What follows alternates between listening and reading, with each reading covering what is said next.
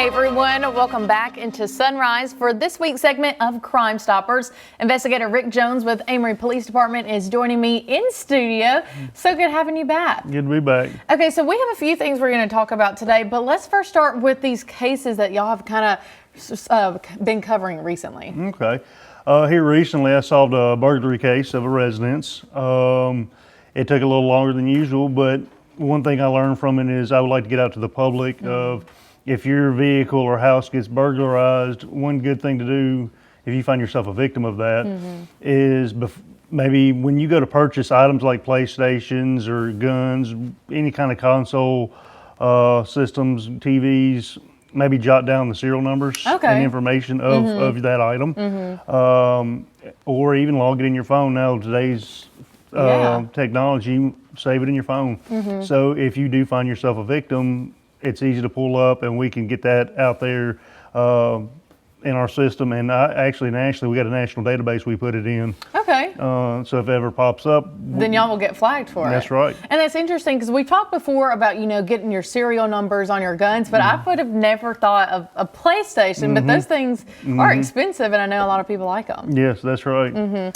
So whenever you are have a burglary, obviously you call 911 and the case goes from there. How long could it possibly be if they don't have any pictures of anything or even a serial number? I mean, it could go, we hold our cases, I mean, it's indefinitely. So, I mean, the quicker we get that information, the quicker we can get it out there and hopefully get it solved. And then let's talk about information. Obviously, we're Crime Stoppers. You guys can send in tips and help.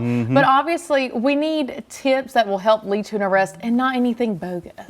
That's right. You know, if you're posting like stuff on social media and stuff like that, you know, you can, if it's nefarious, I mean, you could be liable possibly. So, but you know, we want good tips. We really do. Yeah. You know. And talking on social media, you know, social media guys, we all have it, I would say for the most part, and it is definitely a footprint. And you guys have even been able to solve cases in the past before from people posting stuff on social media that they're not supposed to. Yeah. Yeah, I mean, we've had, like I said, the pursuits here in Amory. I mean, people post stuff online, and you know, we want the good information, not the bad. Now, I do have a question. So let's just say we have live now. A lot of people like to go live. Let's just say someone's going live and doing something that is illegal. Could they be arrested from that live? Potentially, yes. Interesting. Yes. And then obviously, guys, if you don't remember, that video it stays. Yeah. So that's evidence for you guys as well during the case. Exactly. All right. So if anything with social media, what would you recommend for people? Obviously, don't post anything illegal, but if you see anything, what would you say? Exactly. If you have any questions, I would recommend go to your local agencies, whether it's your sheriff's department or your police departments, and ask them, hey, is this bogus? We've actually, something recently's popped up in Amory in reference to accident reports. They're saying, hey, this is the Amory Police Department, send us your information in reference to your accident report.